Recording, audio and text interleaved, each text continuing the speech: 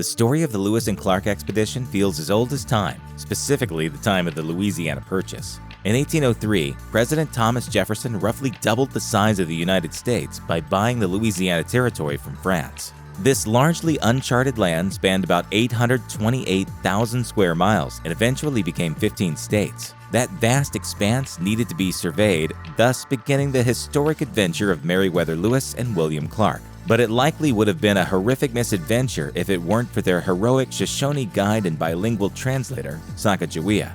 Born sometime in the vicinity of 1788, Sacagawea was kidnapped around age 12. She and another Shoshone captive were sold to French-Canadian fur trader Toussaint Charbonneau, who declared them to be his wives. 2 months after giving birth to her first child, Sacagawea embarked on the Lewis and Clark expedition with her infant son in tow. She used her mastery of the Hidatsa and Shoshone languages to help negotiate vital horse trades and relay other important information. Sacagawea and her baby may have been the only things preventing Native Americans in the area from perceiving the expedition as a hostile invasion. But she wasn't just an important resource, she was also a rescuer. When a storm threatened to capsize their boat and an expedition member threatened to shoot Charbonneau, Sacagawea saved the day by gathering important instruments, garments, and documents. Somehow, she achieved this feat while simultaneously taking care of her infant son. Survival didn't come easy for the members of the Lewis and Clark expedition. Rain and treacherous terrain conspired against them as they braved the terrifyingly slippery Rocky Mountains. While situated 300 feet above the Missouri River, Meriwether Lewis took a 20-foot tumble that could have become a much longer drop had he not stopped himself.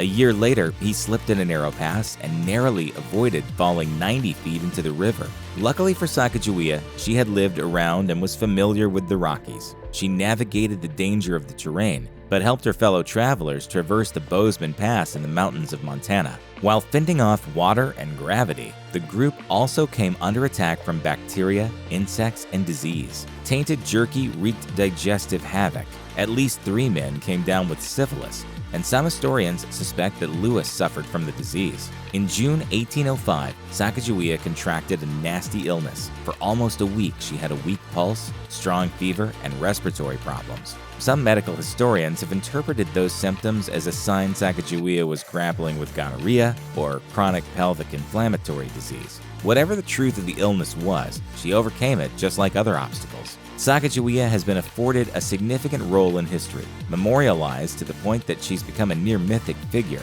Not that that's always a good thing. That is not my name. Sacagawea. No. Sacagawea. No.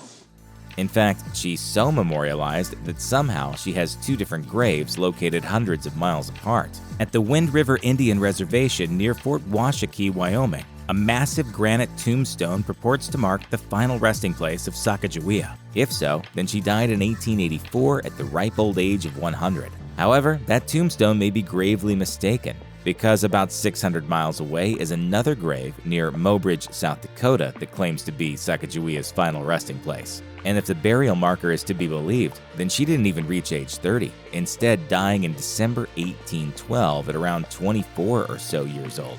William Clark wrote in his diary that Sacagawea died long before 1884. He adopted her 2 children in 1813, suggesting that Sacagawea wasn't around to raise them. Based on the age listed at Wind River, Sacagawea would have been 21 when she traveled with Lewis and Clark, creating a clear inconsistency with other biographical details. Given the timing of the adoption, it would make sense if she perished in 1812. An expert, James Ronda, asserted that most scholars currently believe that she was at least deceased by the time Clark documented it in his journal, sometime between 1825 and 1828. So how did this supermom and seemingly natural-born survivor expire? Some researchers theorize that she succumbed to a serious illness that plagued her throughout her adult life and may have been exacerbated by the birth of her second child, Lizette. History writes that she might have died of typhoid fever. Whatever the cause of her death, it's hard to imagine that she knew she'd be so remembered in the centuries to come.